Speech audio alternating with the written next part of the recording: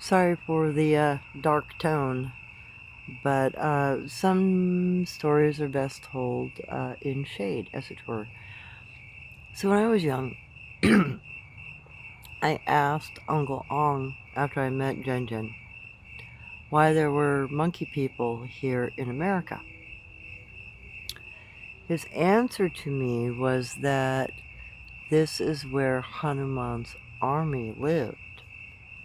I didn't understand what he meant by Hanuman's army until I was older and read up in Indian texts, Hindi texts, the stories from the Ramayana and the stories of the Veda.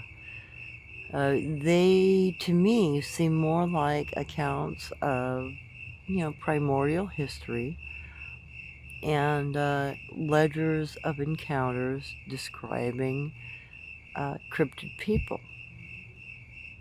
And there are cross-references. I mean, like the Vedic texts, when you compare them to, say, the older texts of Persia, like the Arabian Nights, you find that they tell about the same locations, they tell about the same kinds of creatures and the same kinds of encounters.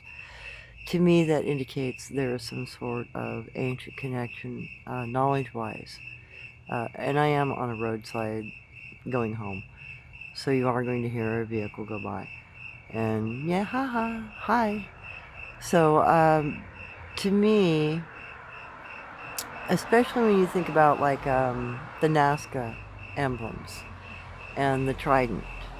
The trident is something that Uncle Ong spoke of. He said that the reason why the Nazca trident had a single heart on the left spike was because that it was in remembrance of your mother and grandmother. So you would honor your maternal side.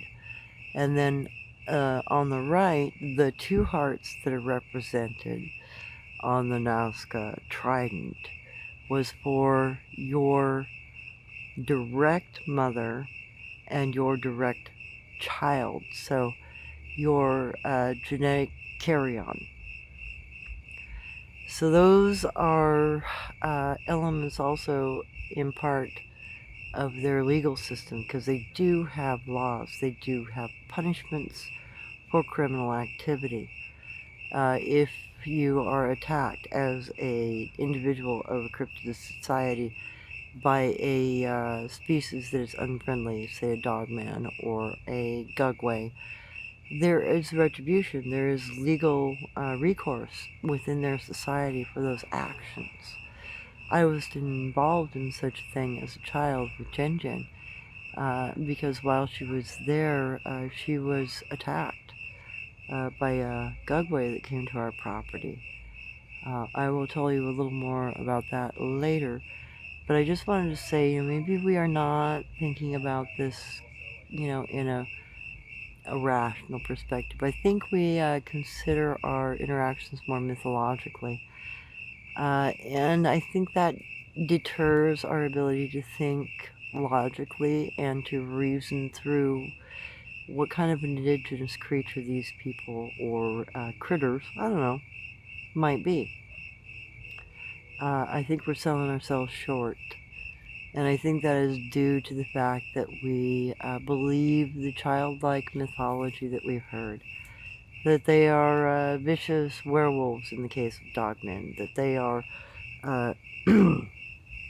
cannibalistic wild men. Actually, wild men eat rocks. They don't even freaking eat food. So that's a complete myth if you understand what they are. So I think we have lost a lot when we destroyed the Native American culture. We destroyed all of those antique lore pieces about what they really are and how they really act and how we interacted with them. And I think that has been to the detriment of our understanding and ability to interact with these beings and creatures. I think we have a serious lack of knowledge on this issue. And I'm hoping that my channel brings that forward and gives some insight on such things.